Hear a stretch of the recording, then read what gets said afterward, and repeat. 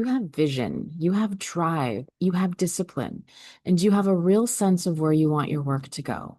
But instead of working on it, you feel blocked, you feel resistance, and you don't know why. You can't explain it. You beat yourself up over it, wondering if you were even creative to begin with in the first place. And you force yourself looking at inspirational images, hoping something's going to land to spark that creativity again, and chasing dopamine hits instead of actually doing the work.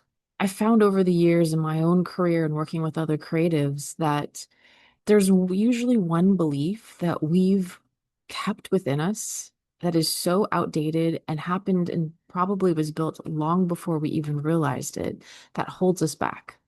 And it's usually a blind spot that we can't see, and it's hard to detect because it's been such a part of our story in how it is that we work and what we tell ourselves. And as soon as you're able to identify what this is, the feeling of being stuck and that resistance just disappears and you're able to move forward again. In this video, I'm going to walk you through that beginning process of how to start finding that blind spot so that you can reduce or eliminate any sort of resistance or any sort of block feelings that you have. Welcome back if you're returning. And if you're new here, hello, my name is Dina, and I have been designing for Fortune 500 companies for over 25 years. I've also owned my own design studio and I've taught design. And I've had plenty of seasons of high pressure performance, producing high quality designs on demand.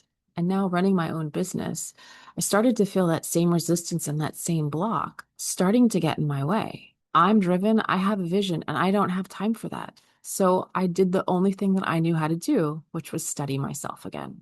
And so I went through the different sorts of frameworks and systems that are out there. There's Myers-Briggs, there's Enneagrams, there's even numerology to help understand what's going on.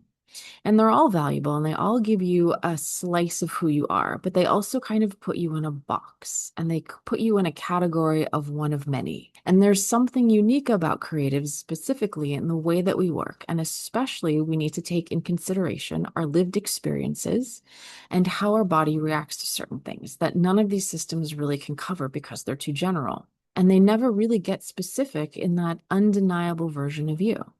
Have you ever compared them side by side? Have you ever noticed if any of them resonated with you? And more importantly, did you see any contradictions in the story you've been quietly telling yourself and about your flaws? So I want to take you into the first case study, and I'm going to share with you what my answers were. And this is from a full intake form that I'll share with you to see how this actually plays out. So for me, I'm an INFJ, I'm an Enneagram 1, and at this time, I'm in my personal 7 year. And out of all the years, this is the most interpersonal, reflective, quiet, built for in-depth sort of year, not one for output. And so my blind spot as I started to lay everything out wasn't that I didn't have talent or drive. It was that I needed permission. And I had been treating this interior space, this quiet time that is really, pretty classic for an INFJ, but I was putting it as something that I had to earn after working really hard and as a reward. And what I was not giving myself was the space before I was working to allow myself that time to really just incubate. I was giving a little bit of time, but not that much. And the more I allowed myself and I gave myself permission for that, things started to ease. I started to get my body in a certain place and get prepared for the work and let the ideas and the visions download appropriately. I gave myself permission to be able to just stare into space and not have to be productive. And turns out that's my most productive time. So when I have the information that I need, I can move forward with it. And so my Enneagram 1 kept building the list. I would put lists together and nothing would ever fully get completed or cleared. But also working wasn't a problem. I love working and I don't have a problem spending more time I don't have a problem working, but I wasn't allowing myself that time in that gap. And so that permission switch allowed me space to actually have more fun and be more creative. And it opened up more things for me with just that one blind spot that I needed. Case study number 2. The second profile belongs to a friend of mine who gave me permission to share this. He's an engineer and he builds things, he works on cars, he's a mechanic, but he also has a creative side to him. He does art, he's into music, he draws, but he would never really label himself as a creative type. He might think of himself as creative pursuits, but not quite. So it was kind of interesting to do his profile. And his profile was pretty interesting. So he is an INFJ, he's an Enneagram 3, and his personal year is 2. He's in his personal 2 year, which is really about building relationships and being in harmony. And his blind spot was almost the exact opposite of mine. He didn't need permission at all. He needed purpose, and he needed to understand what that purpose actually meant to him and his work.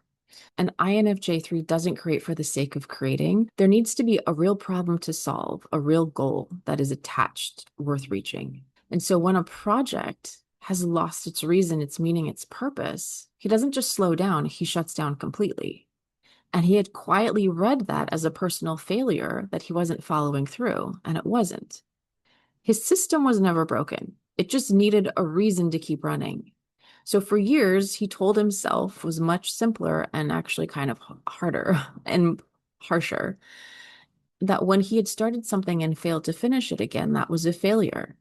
That the interest, when he went back the second time around, wasn't there, meant something. And nobody had offered him another explanation about what was going on, that his system was just fine. He had the conviction to do the work.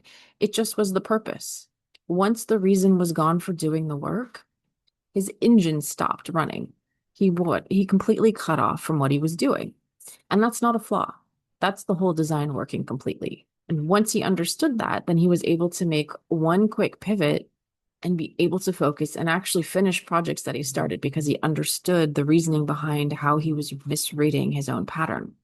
And so in the same exercise, this was the same intake process with two very completely different answers because they're completely different architecture running underneath. And this is what your creative nature gives you. It's a blueprint to understanding the architecture that's running underneath the system and how you operate. So what I'd like to do is help you find your blind spot.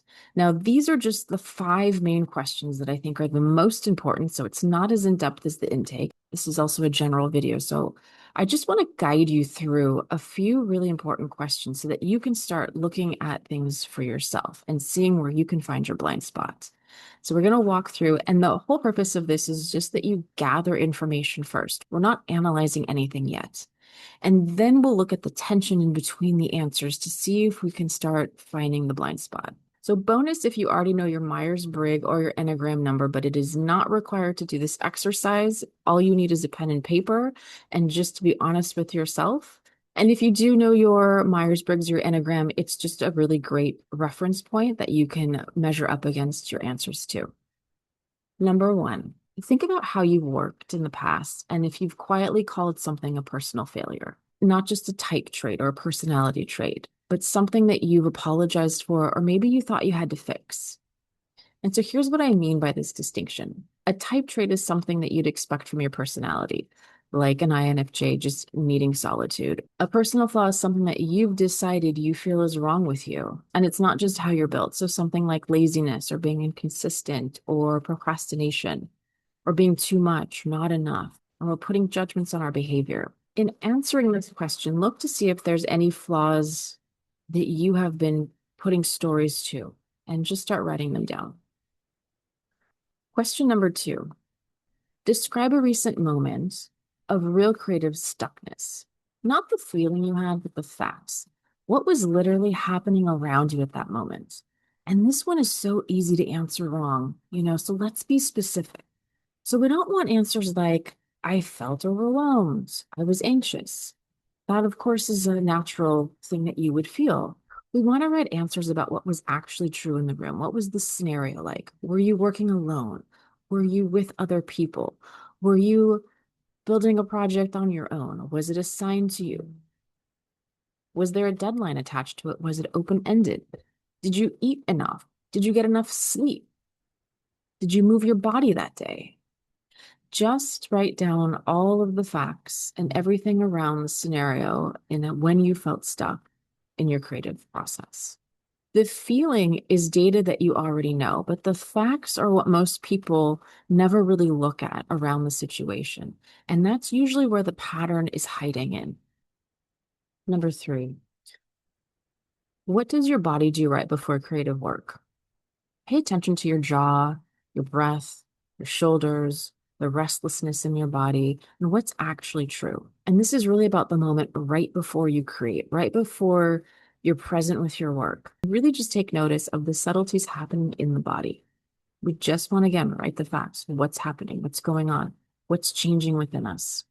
Some people's shoulders creep up to their ears. Some people's minds start wandering. Some people might have a feeling in their chest, whether it's lightheartedness or heaviness. Something might be happening in the tummy, in the belly. Some like nervousness might be coming. Some people might just be genuinely calm. There's no right or wrong answer here. It's just you building data and information to look at about what your body is actually doing. Question number 4. What does your best creative work feel like in your body? Not just what you're producing when you're in that creative state, but like how it feels in your body. What's the actual feeling when you're in your best creative state? We want to pinpoint and be really clear and understand what's happening in the body and where we can feel the difference. And so people default to describing outputs like, I feel inspired, or things just flow. But that's not quite what we're asking. Think about the physical sensations themselves. Do you feel like time flies? Do you feel like you get super absorbed in the work? Does your breath change? Does your breathing feel different? Is there something else happening in your body, within your chest, your stomach, same areas? What are those sensations? What do those sensations feel like when you're in your best creative state? The more specific you can get, the more useful the answer is going to be a little later. Question number 5. What story do you tell yourself about the gap between your best creative state and the one where you feel stuck? Answer honestly, even if it's a little unflattering. We want to get to the depths and the truth about where you're at. And so this one actually surfaces the narrative of what's running underneath your system and what's running underneath everything else. And it's worth taking your time with. So most people have an explanation already ready before they even think about it. I'm not disciplined enough. I haven't found enough time. I don't know if I have the right process yet. There's always something. There's always something built in there. Whatever it is, write it down without judging yourself and be really honest. Like, no one needs to see this. But it has to be something that you actually believe to be true. Even if you've never said it out loud, even if you only quietly think of it. What is that reasoning between the two? So now that you have all of your answers down, I want you to just take a look and see in there if there's anything that contradicts itself. See if there's any place where your type might say one thing, but your behavior says another. Or you can see where maybe your stuck moments and the signals in your body match up or don't match up. Start to see what the patterns are. And there might be some signals or things that you're doing that are the same thing happening at the same time, wearing two different disguises because of the story we're telling ourselves around the circumstances that we're in. So all we need to do right now is just really look at and circle anything that sticks out at you. And that contradiction is usually where the real information lies. And now look closely at what you wrote for your best creative state and compare it honestly to what's actually happening when you feel stuck. Is there a belief that you should be working in a certain way? And is your body quietly contradicting that? Was there too much pressure to begin with? Maybe your vision felt really big and it was overwhelming and you didn't know how to move through that energy. And it's different when there's something lighthearted or something that doesn't have the pressure on and how you move through it. Was there any fear underneath what was going on in the work that you were doing? And did that change the state? You don't have to answer everything fully today, but this is where we start building the conscious awareness about what our patterns are doing, what stories we're running in those patterns, and noticing the actual details around each scenario so that we can start to decipher and see where those blind spots might be. Now, this is a very general video. If you've really gone through those questions, what you have built is real, and keep it because it's material, it's raw material that you can keep using and keep expanding upon as you run into these little moments where you feel this resistance and this stuckness and it doesn't make any sense. So it might just be a matter of comparing. But if you do want a deeper read and you do want help understanding your blueprint and the architecture running underneath all of these systems, Your Creative Nature is that report that goes a lot deeper, that helps you nail that blind spot, pinpoint it, and pivot. you've already started doing the gathering. Walking in with this means that you're ahead of the process, and the more you develop the work, the more detailed that report's going to be for you and more specific, instead of generalizing it with just another box to put yourself in. And I'd love to help you build that report if that's something that you're interested. Link is below. I hope this was of benefit. I'd love to hear in the comments below if any of this resonated for you, if you had an aha moment, if you want to share what the blind spot was. If not, that's fine. But I just would love to know, did it help? Did it get you somewhere where you can start to see a new perspective of what it is that's keeping you resistant so that you can move forward with your work? Thank you so much for being here. I love you all, and I will see you next time. Take care.